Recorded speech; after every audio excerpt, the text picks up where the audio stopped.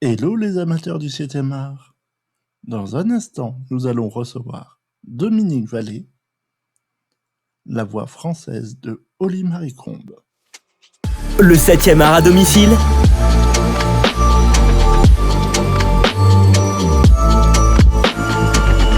Le 7e art à domicile sur Jesseline TV. Bonjour Dominique Vallée. Bonjour Jonathan. Pouvez-vous vous présenter?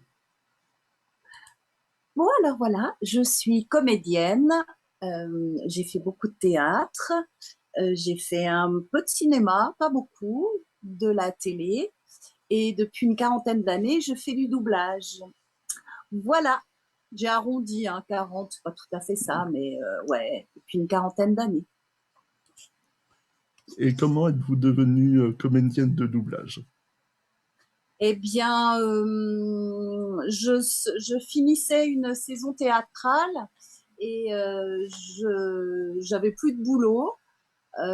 J'ai rencontré quelqu'un qui était dans le doublage depuis un moment, un vieux de la vieille, comme on dit, et il m'a présenté à des productions et j'ai immédiatement commencé à faire du doublage et je ne me suis plus arrêtée.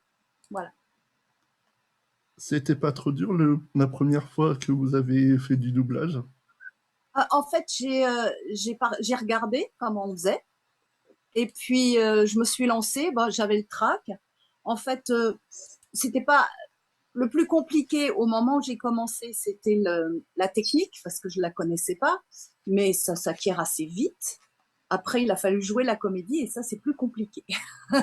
Jouer la comédie en étant statique devant un micro, c'est pas facile, quoi. Voilà. C'est sûr. Et quel a été le personnage le plus facile, on va dire, à doubler? Oh, on va dire que c'est Piper dans Charmed. Qu'est-ce que c'était? Un démon? Mais non, c'était pas un démon, c'était une pastèque. Et puis aussi, euh, comment elle s'appelle? Christine Lehmann, que la dernière fois que j'ai doublé, oh, j'en ai fait plein, mais c'est passé sur sur France 2 tout l'été, et tous les ans, ça passe sur France 2, voilà. Mais je crois que c'était la dernière saison. C'était Motive, voilà. D'accord. Devant deux témoins oculaires qui l'ont vu atterrir sur la voiture. Neville Montgomery vient d'acheter cet immeuble. Et sa nouvelle vice-présidente tombe du 6e étage. Pense que c'est lui le responsable. Elle a pas fait ça toute seule, c'est évident. Mais c'est vrai que donc c'est Christine Lehmann et Holly Marie Combe. Je dirais que elles sont proches de moi, proches de mon caractère, proches de ma façon d'être. Donc c'est vrai que c'était assez simple. Voilà, je rentrais facilement comme dans des chaussons. Et le personnage le plus, on va dire, le plus difficile à doubler? Le plus difficile, il y en a, ça arrive, hein. Alors je dirais Christine Bauer dans Once Upon a Time. Quelle joie de pouvoir revenir.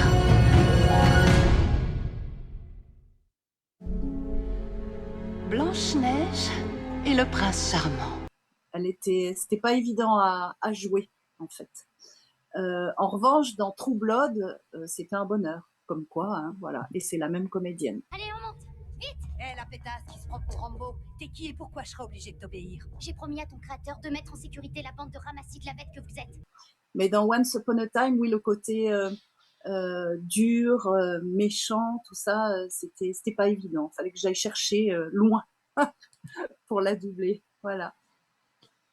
Alors, comment avez-vous été choisi pour doubler Holly Marie Combe?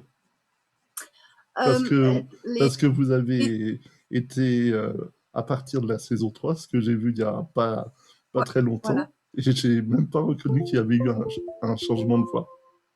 Ah si, quand même, je vous ai perdu. Vous m'entendez toujours? Mais je vous entends toujours, c'est bon. Oh, c'est pas grave. En fait, pour Charmed, les deux premières saisons, c'est Dominique Chauby qui la doublait, et puis elle est partie vivre à l'étranger. Je viens de chercher partout dans ce satané bouquin et pas moyen de trouver quelque chose qui puisse sauver Léo. Donc, ils ont fait faire des essais et c'est moi qui ai été choisie, voilà, tout simplement. Et comment avez-vous choisi la voix de Piper? Ah bah, je ne l'ai pas choisie, c'est ma voix. J'ai pas changé ma voix une seconde, hein. Pas du tout, du tout, hein. Et d'ailleurs, je la retrouve très facilement, même si c'était il y a longtemps et que forcément ma voix a vieilli. Mais heureusement, c'est ce qui vieillit le plus tard. Non, non, j'ai pas changé ma voix. C'est ma voix que vous entendez là maintenant, peut-être un petit peu plus grave, légèrement plus grave, mais c'est ça, c'est moi. J'ai pas changé. Je change pour certains personnages, mais elle, non, du tout, du tout. Piper, c'est ça. C'est moi, c'est Léo, you. Léo, t'es où? C'est exactement cette voix. Comment devenir un bon comédien de doublage? Alors, un bon comédien de doublage, bah, faut pratiquer. Pratiquer. Il faut avoir fait du théâtre avant, il faut avoir pris des cours de théâtre avant, il faut avoir fait plein d'autres choses. Et puis, pour pouvoir jouer la comédie, quoi, c'est ça qui est le plus compliqué. Donc, être bon, je sais pas, mais en tout cas, il faut vraiment. Et puis aussi, maintenant, heureusement, depuis peu, il y a des stages de doublage où on apprend la technique et ensuite le jeu. Donc, c'est génial. Moi, il n'y avait pas ça. Tao, t'arrêtes de me mordre. Ouh. Selon vous, comment on voit qu'un doublage est réussi? Bah, quand on oublie que c'est pas la version originale, voilà, tout simplement. Quand on oublie, quand on n'est pas là à se dire ah c'est pas synchrone ou c'est mal joué, je comprends pas. Ben voilà, c'est quand on a oublié, on a l'impression qu'on le voit en VO. C'est ça un bon doublage. Et nous sommes les meilleurs en France. Pour vous, quelles sont les qualités pour être un bon comédien de doublage? Oh, il n'y en a pas énormément. Il faut être très à l'écoute, c'est-à-dire très à l'écoute de la VO, très à l'écoute de son directeur ou sa directrice artistique qui va vous diriger. Donc, bien écouter pour faire ce qu'il vous demande.